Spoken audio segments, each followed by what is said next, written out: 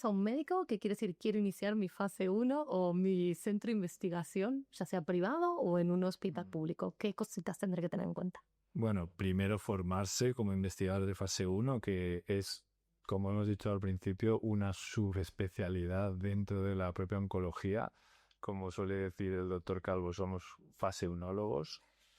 Es una especialidad porque no la investigación clínica de fase 2, 3, donde hay mucha menos variabilidad, ¿no? En la fase 1 requiere mucha especialización. ¿Quién protege o qué protege a un paciente en un fase 1?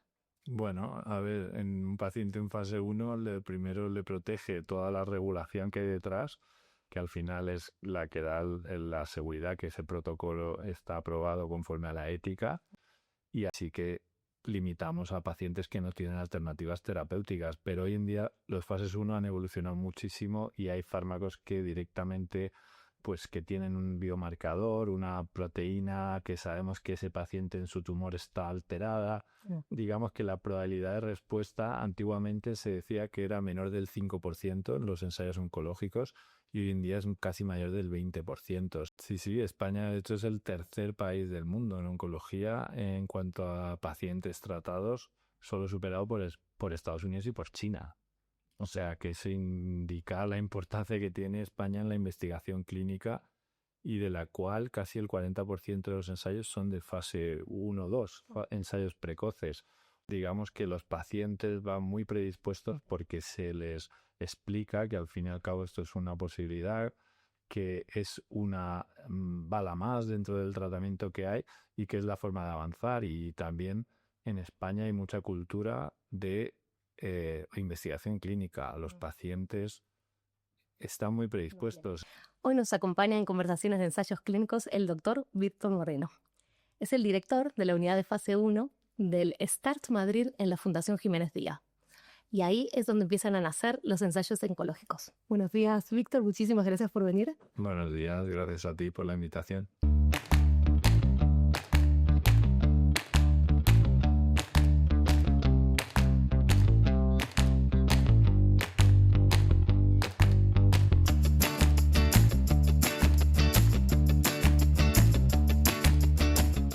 No, yo te agradezco sobre todo porque no nos conocíamos y me has dicho que sí y te has unido al proyecto y eso la verdad es que es para agradecer profundamente. No, hombre, yo agradezco todo intento de publicitar esto. La verdad es que se agradece que nos den voz, ¿no?, a los investigadores. Eso es, queremos ver un poquito la otra fase. Entonces cuéntanos un poco de ti. Tú eres médico, eres oncólogo y especialista en unidades de fase 1. Pues ¿cómo fuiste llegando a cada una de estas partes? Bueno, especialista como tal no existe la especialidad de fases 1.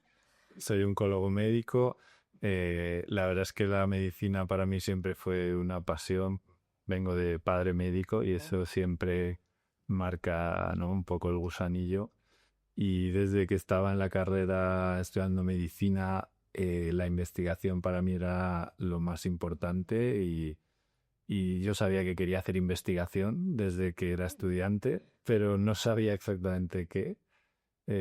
Y bueno, pues en cuarto de medicina ya me metí a investigar siendo estudiante con un oncólogo en una asignatura de libre elección de introducción a la investigación. Ok.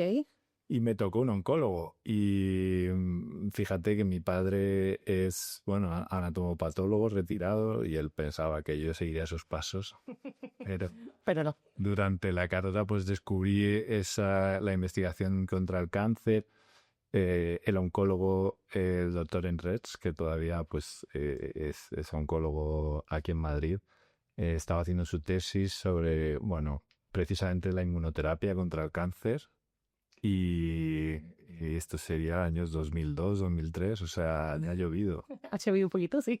Y en aquel momento hacíamos investigación con ratas. Les intentábamos ver pues qué tipo de respuesta inmune efectuaba contra el cáncer y tal. Y esto era parte de su tesis y bueno, pues yo a partir de ese momento me enamoré de la oncología. Ya tenía claro que quería ser oncólogo. Y ahí, pues, bueno, terminé la carrera, hice el MIR y pude elegir la especialidad aquí en La Paz, que bueno, pues era donde yo quería hacer la especialidad. Y allí, pues bueno, pues también continué mi formación, primero como oncólogo, como médico especialista en el tratamiento del cáncer y luego también como investigador. Y allí, Sin ratas.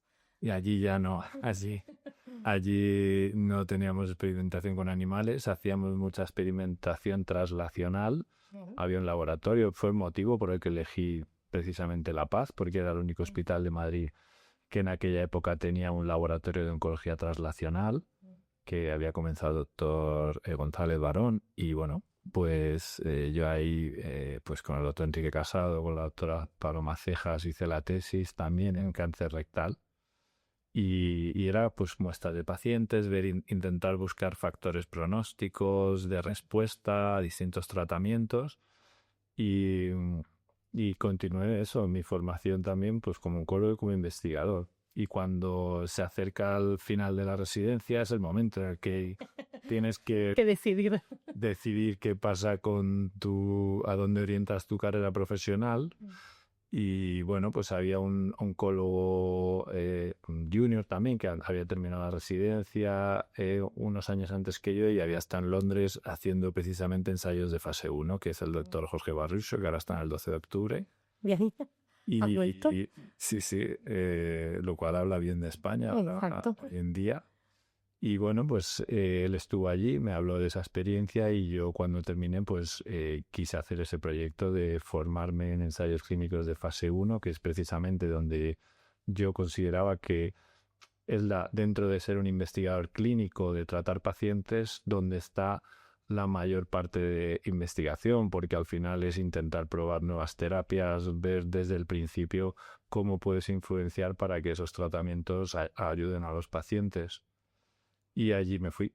Qué bien. Me fui a Londres y estuve en esa unidad de fase 1 con el doctor Johan de Bono, que es una eminencia en ensayos clínicos de fase 1. Y bueno, pues empecé mi formación como investigador clínico de fases 1. Pues año 2010 ya, también han pasado años. Pero ahí yo por lo menos estaba un poco más avanzado porque en el 2002 debía ser muy incipiente. Tener la suerte de haber caído con una persona y luego elegir La Paz, ¿no? Un poco. Sí, bueno, claro, en aquella época en realidad en España unidades de fase 1 solo había en Barcelona, en el Vall d'Hebron, donde estaba el doctor Baselga y había sido pues el que había iniciado un poco esa llama de la investigación clínica de fármacos precoces, de terapias precoces en el cáncer. Y había poco más. En aquel momento el Royal Marsden en Londres era donde estaba pues la unidad de fases 1 más grande de toda Europa. Bueno. Yo prefería eso. En Estados Unidos evidentemente estaba más avanzado, pero nosotros con el título de oncología médica no podemos practicar directamente medicina en Estados Unidos y por eso en Reino Unido era mucho más sencillo. Qué bien, qué interesante. Es súper interesante porque además, a ver, para los que no sepan muy bien, la fase 1 es la primera vez que un paciente entra en contacto con una medicación, ¿no? O al revés, la medicación con el paciente más bien. La primera vez que un fármaco entra en contacto con pacientes. Exacto, entonces son bastante específicos porque tenemos ese paciente súper controlado porque al final en fase 1 lo que queremos es asegurarnos que es seguro, ¿no? Un poco así a modo de resumen estaría bien. Eso es, en oncologías que son particulares los ensayos de fase 1 porque para el resto de especialidades los fase 1 se consideran como voluntarios sanos y tal. En oncología es diferente, los fases 1 siempre son en pacientes oncológicos y dado que son fármacos totalmente experimentales que aunque han demostrado ser eficaces en el laboratorio, hay que probarlos en pacientes, hay que ver su seguridad y por tanto están muy, muy controlados. Sí. Exactamente, y los pacientes cómo se lo toman, o sea, como uno como médico se sienta con un paciente y le dice, pues mira, vas a ser una de las primeras personas que va a probar esto. Bueno, aquí también hay que poner en valor la formación del resto de oncólogos, de todos los especialistas y cómo este tipo de ensayos están muy valorados. Digamos que los pacientes van muy predispuestos porque se les explica que al fin y al cabo esto es una posibilidad, que es una bala más dentro del tratamiento que hay y que es la forma de avanzar. Y también en España hay mucha cultura de investigación clínica. Los pacientes están muy predispuestos. Es muy extraño que un paciente sea muy reticente a participar en un ensayo clínico porque saben que están muy controlados, que aunque ese término antiguo del conejillo de Indias, ¿no? Hoy en día en oncología, pues sí, tiene mucho componente experimental, pero todo el entorno es muy controlado.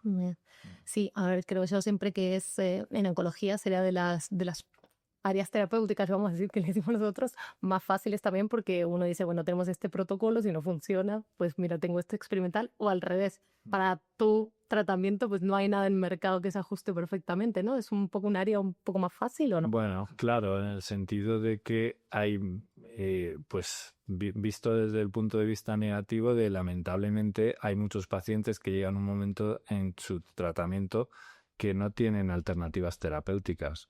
Y claro, muchas veces ahí es cuando entramos en los fases 1 más experimentales, en los de verdad un fármaco que se experimenta por primera vez en pacientes, y ahí sí que limitamos a pacientes que no tienen alternativas terapéuticas. Pero hoy en día los fases 1 han evolucionado muchísimo y hay fármacos que directamente, pues, que tienen un biomarcador, una proteína que sabemos que ese paciente en su tumor está alterada.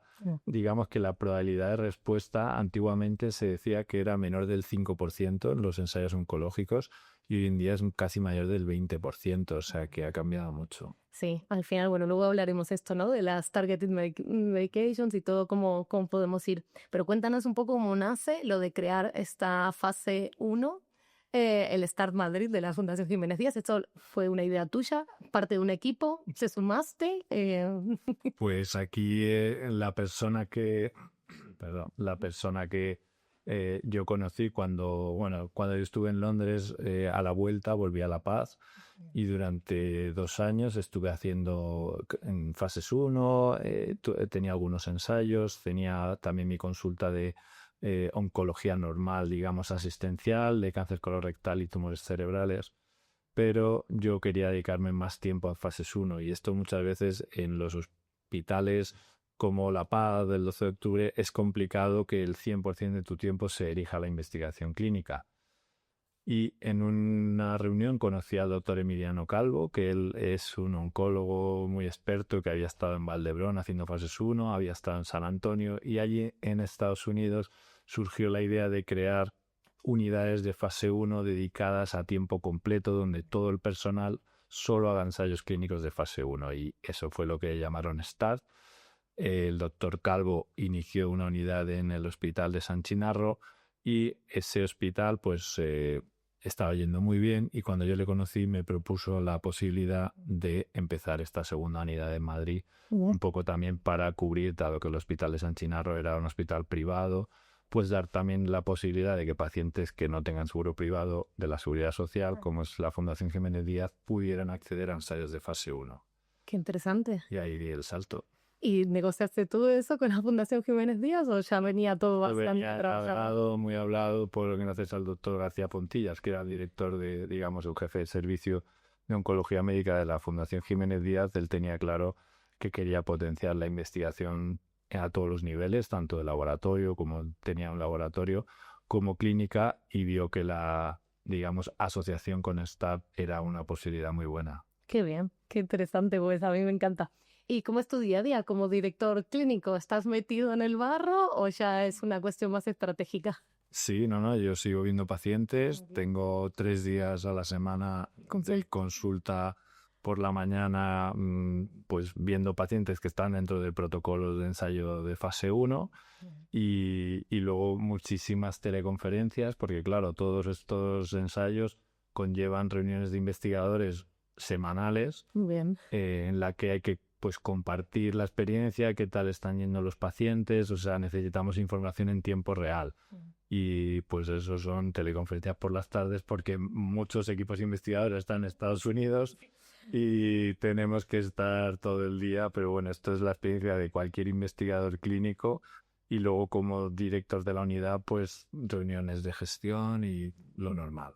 Lo normal, más o menos, digamos, normal. Y a nivel estratégico, ¿cómo se hace la selección de los estudios? Llegan ya, me imagino que ahora se llegarán a ti, pero al principio habría que salir a buscar, ¿no? Con quién trabajar, sponsors, o promueven ustedes mismos algún ensayo. Nosotros, bueno, al principio efectivamente había que salir mucho a buscar ensayos, sobre todo en los meetings internacionales como ASCO, que es de la Asociación Americana de Oncología, o ESMO, la europea, y ahí pues te reúnes con los sponsors que son principalmente grandes farmacéuticas, pero también biotecnológicas más pequeñas, que son las que empiezan.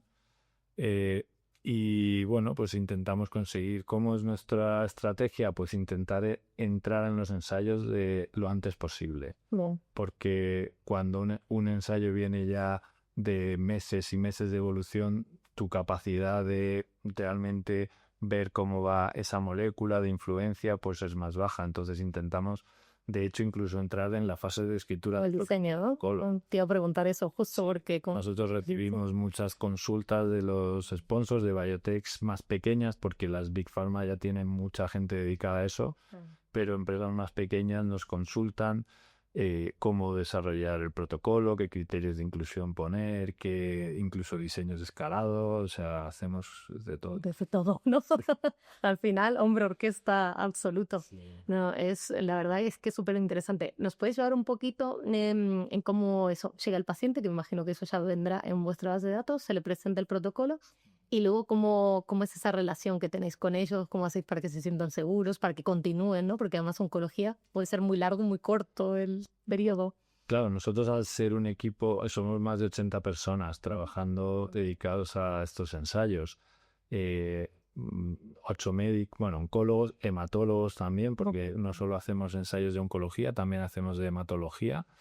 Y los pacientes vienen, bueno, pues referidos por su oncólogo o hematólogo tratante que considera que puede ser el candidato, o bien, sin conocer ni siquiera qué protocolo tiene, sabe que si el paciente no le ha funcionado una terapia estándar, puede derivárnoslo para ver si hubiera algún fármaco de investigación. Entonces nosotros vemos al paciente en una primera visita y dentro de los más de 100 protocolos que tenemos en activo ahora mismo, intentamos valorar cuál pensamos que es más probable que le funcione por las características del paciente, de su tumor, etc.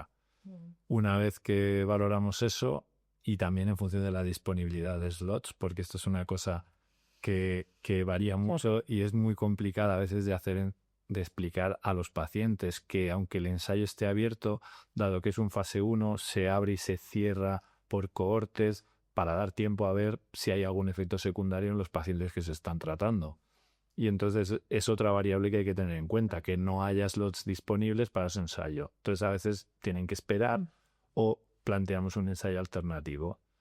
Y una vez que el paciente quiere participar, pues empieza el tratamiento con nosotros y ahí es cuando es como cualquier otro tratamiento oncológico, con la diferencia que nosotros luego sacamos muchísimas muestras que llamamos PKs, que son las de farmacocinética, y que esto hace que para el paciente sea un poco más pesado porque tiene que estar varias horas después, pero por lo demás es como cualquier otro tratamiento. Sí, además, bueno, también en el oncológico hacer nuestros CPK es un poquito más fácil porque suele ser gente que está de baja médica, ¿no? En muchas ocasiones. Sí, claro, efectivamente, al ser pacientes que tienen una enfermedad grave, pues bueno, pero no, tampoco nos gusta no quitarles tiempo, aunque no sea de su trabajo, o sea, quitas de su familia, pero bueno, los pacientes lo entienden y esto suele estar limitado al primer mes de tratamiento y nosotros después lo que hacemos es un control muy estrecho mediante TAC o resonancias, etcétera, para ver si el tratamiento funciona y si no funciona, pues paramos.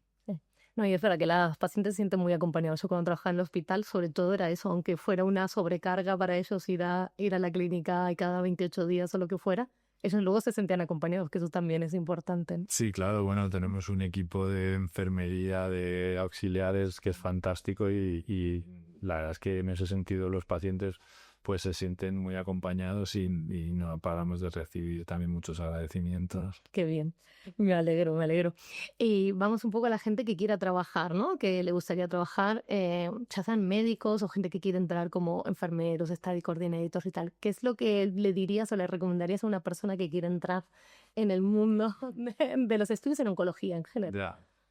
Bueno, lo primero es que esto es un mundo que es bastante duro. O sea, la gente hay que estar preparado para la carga emocional que tiene también, porque al final estás tratando con personas y no es sencillo muchas veces. Entonces hay que estar también preparado para entender cuál va a ser tu trabajo y dependiendo del sector en el que vayas a estar puede variar mucho porque claro, no es lo mismo el médico, la enfermera de tratamiento que está en contacto directo con el paciente, luego hay, digamos, los coordinadores, study coordinators que pues, en nuestra unidad son enfermeras, son enfermeros también y que son los que están interpretando el protocolo para solicitar las pruebas y lo tengan todo muy coordinado.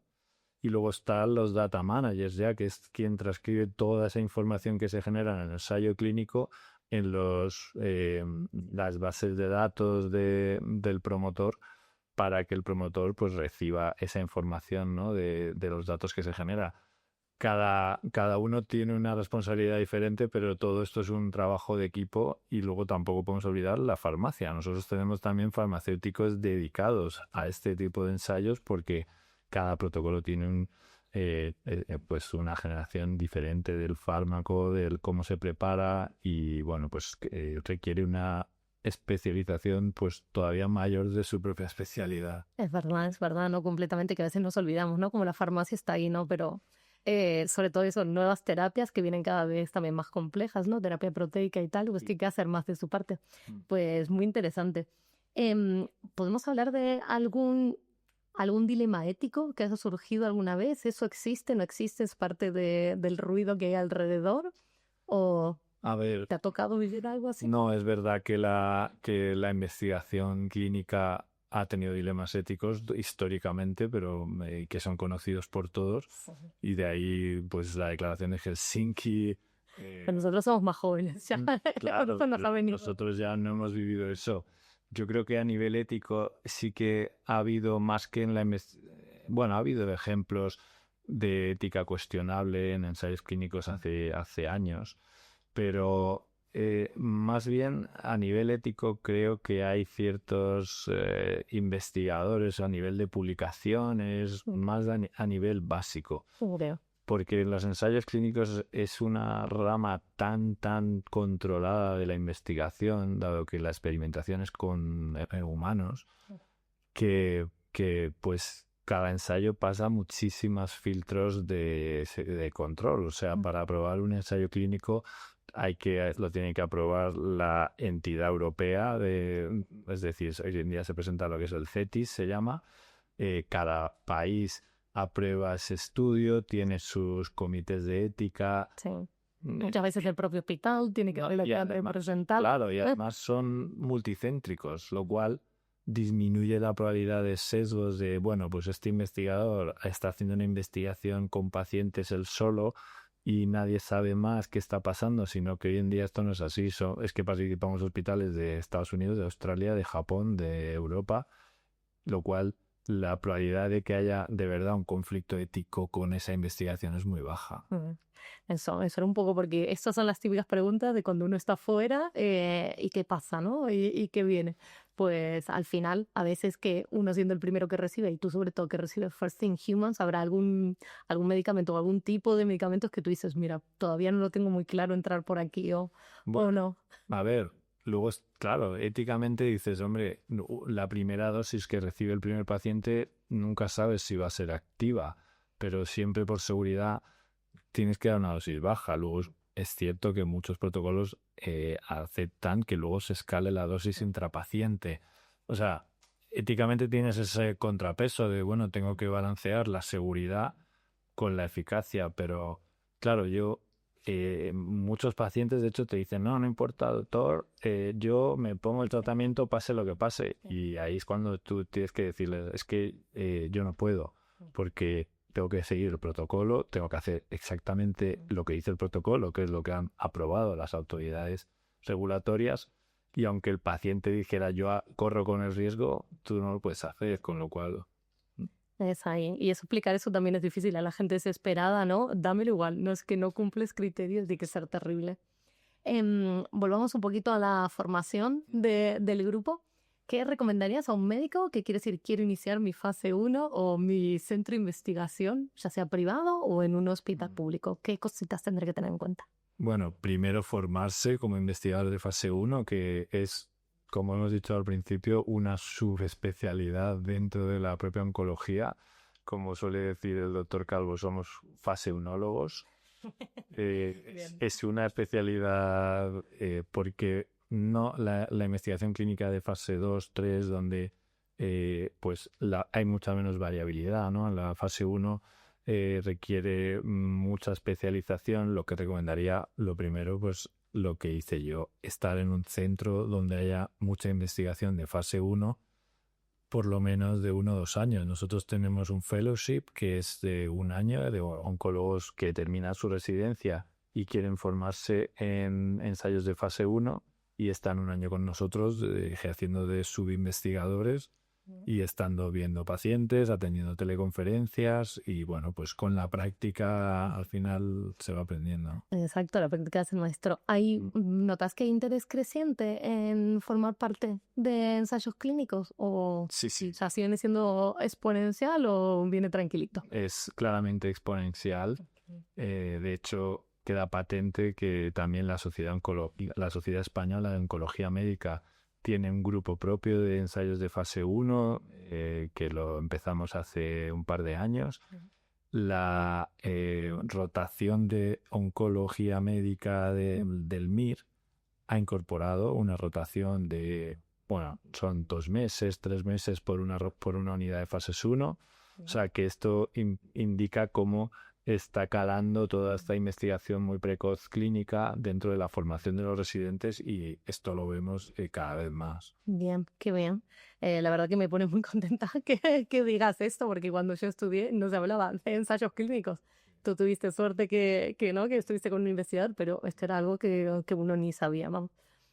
Así que me alegro un montón y sobre todo para la gente que no lo sepa, España es muy, muy potente en oncología, que cuando, bueno, yo soy de Argentina, cuando me vine a vivir aquí no lo sabía y mis primeros años estuve siendo CRA en estagios de oncología y ahí dije, wow, es impresionante la verdad que el nivel que ya había en ese momento, que fuese bastante, y el que hay ahora, la verdad es que es impresionante. Sí, España de hecho es el tercer país del mundo en oncología en cuanto a pacientes tratados, solo superado por Estados Unidos y por China.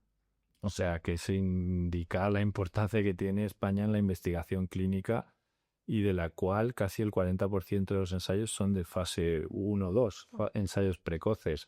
O sea que se ve cómo nos posicionamos, que somos un país muy competitivo en investigación clínica y cómo también las propias autoridades regulatorias están fomentándolo.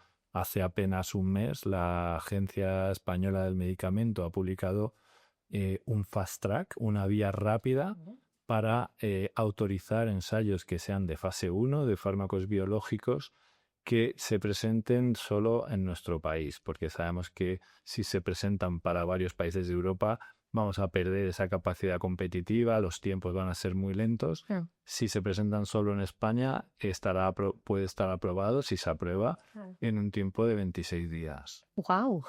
Qué bien, qué bien. Y claro, encima en Madrid está todo normalizado, los contratos, todo, así que va todo rapidísimo. Sí, bueno, también eso es parte que hay que agradecer a los institutos de investigación que trabajan en ello. Nosotros tenemos un equipo de staff dedicado a los contratos para intentar, tenemos muchos acuerdos ya para hacer, digamos, con templates que están preaprobados para hacerlo más rápido, porque a veces la gente no lo entiende, pero muchas veces esto es lo que retrasa la llegada de un ensayo clínico que luego puede ser muy eficaz y es trabas burocráticas, negociación de contrato, aprobación de comités de ética, etcétera, etcétera. Sí, pues la gente se plantea, ¿no? Sobre todo con el COVID, si se puede hacer tan rápido, algo raro habrá sido.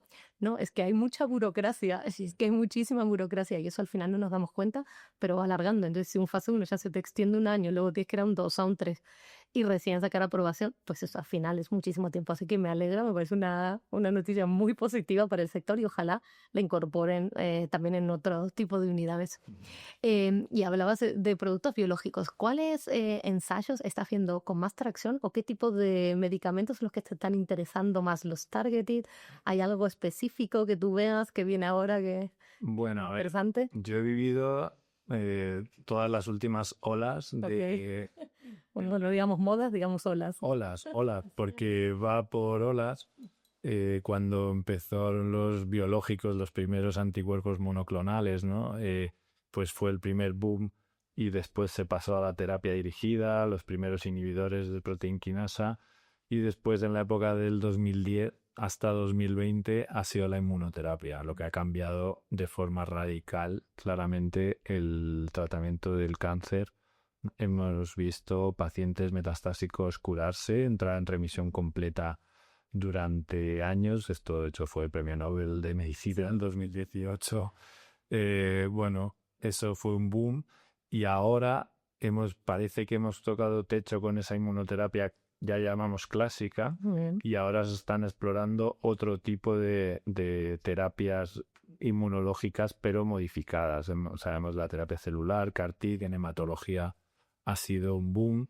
En tumores sólidos estamos empezando a ver algunos resultados. Ha empezado a volver la quimioterapia, paradójicamente, pero ya quimioterapia diferente. Es una quimioterapia que damos conjugada con anticuerpos. Son los llamados antibody drug conjugates y es dar una quimioterapia muy potente pegada a un anticuerpo que va a la célula tumoral. Y esto posiblemente, pues, dentro de unos años pueda reemplazar la quimioterapia clásica que se ponía directamente en vena. Exacto, que era la que tenemos la visión de todos. Este era el kick and kill, ¿no?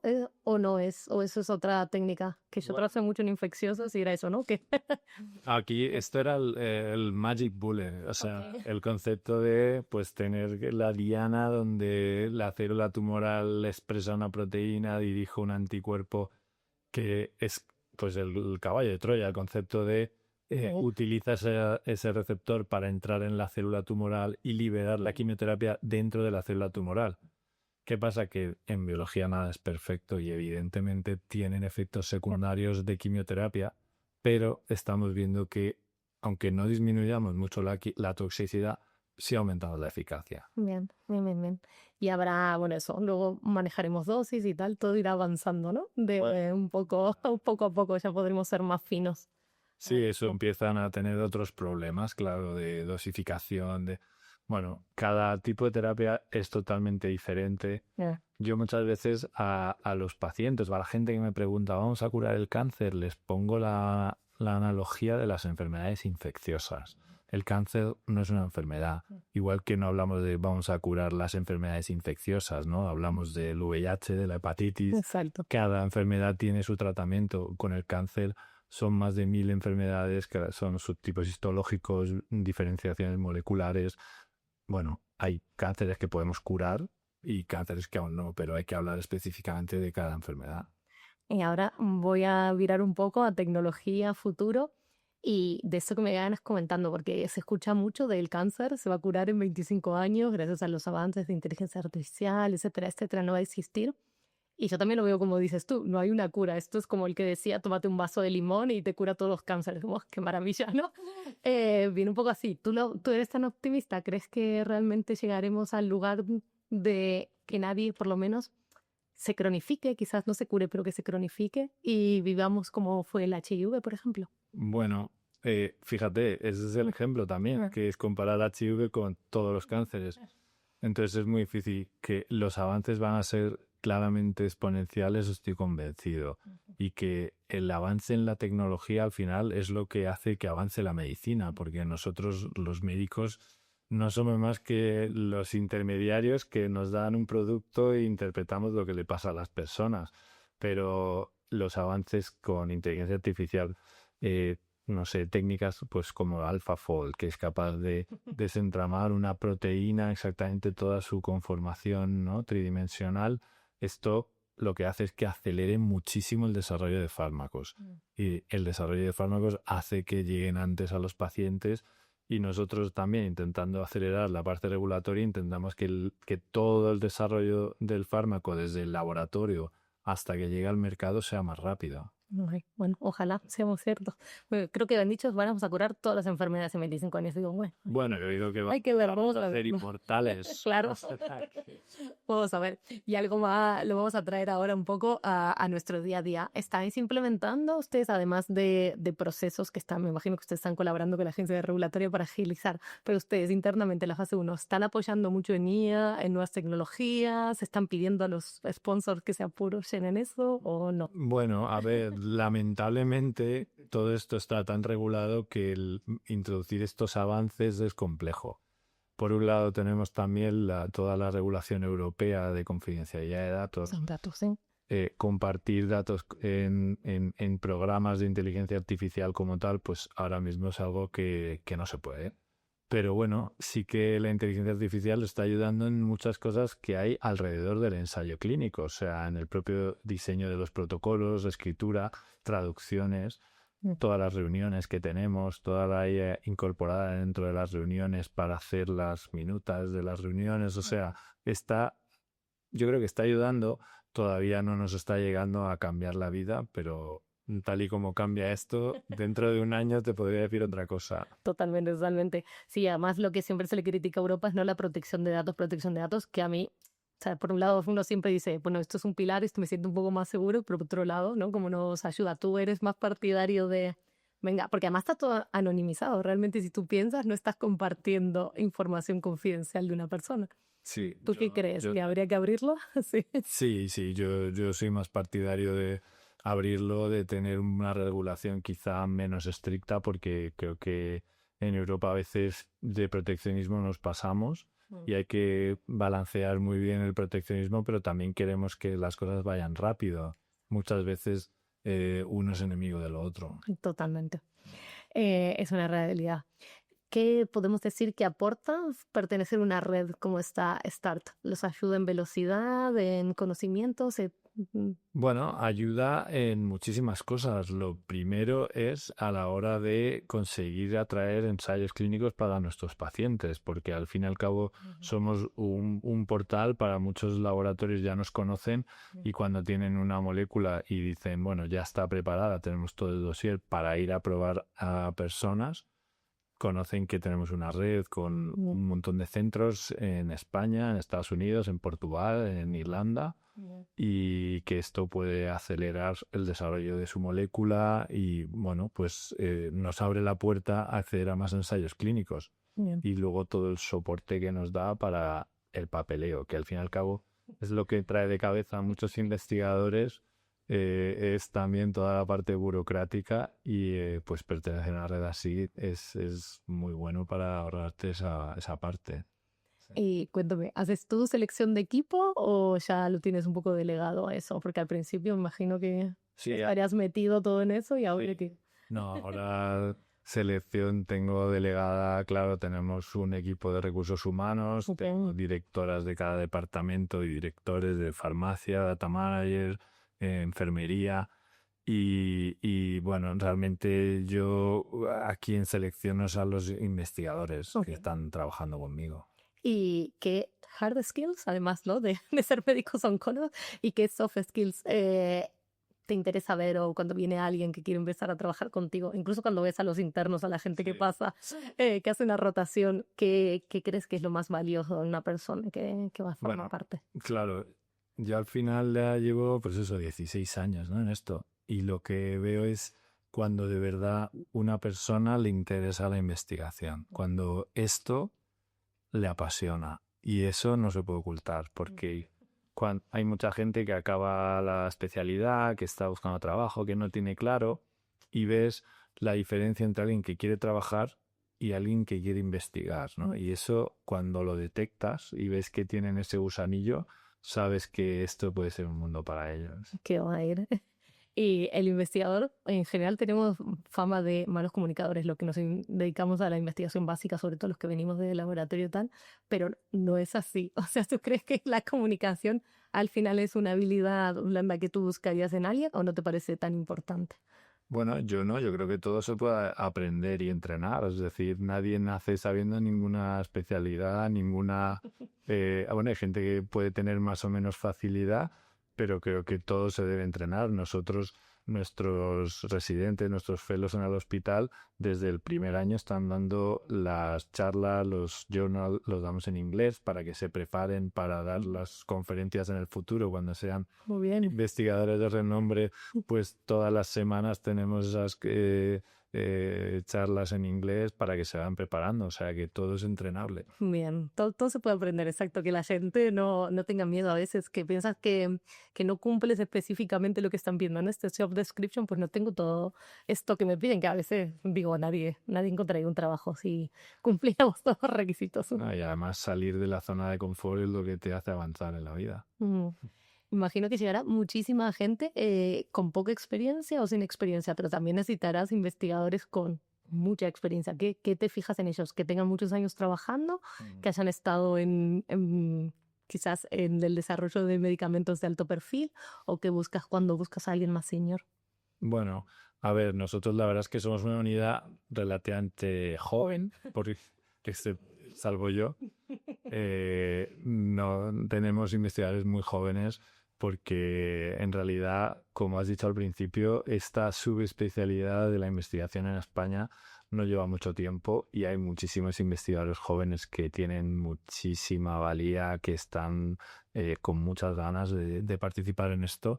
Y en realidad, pues el equipo que tengo ahora mismo es eso, es un equipo muy joven, con muchas ganas de investigar y que se nota de verdad pasión por esto. Qué bien, bueno, me alegro mucho. Atienden a los arreas, voy a preguntar esto, que es difícil encontrar a un PI. Nosotros siempre tienen que hacer su check de hablar con el investigador y si no está, si a quien quieren ver no está, hoy en día es que lo hacemos por Teams, porque... Bueno, hay.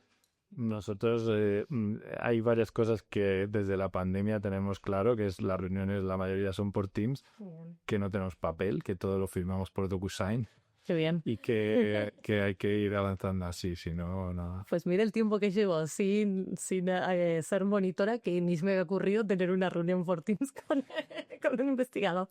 Pues los años que estuve en oncología, sí es cierto que había oncólogos que decían, no lo vas a ver en tu vida, busca una foto en Google que no lo vas a ver en tu vida, pero los de fase 1 siempre los tuve, ¿no? De mucho eso, sobre todo trabajaba yo en Cataluña. Y ese siempre fue el acceso, que la verdad que me parece fundamental en un fase 1, porque además tenés llamadas semanales con el cliente, etcétera, etcétera, ¿no? Claro. Muy bien. ¿Cómo ves tu futuro?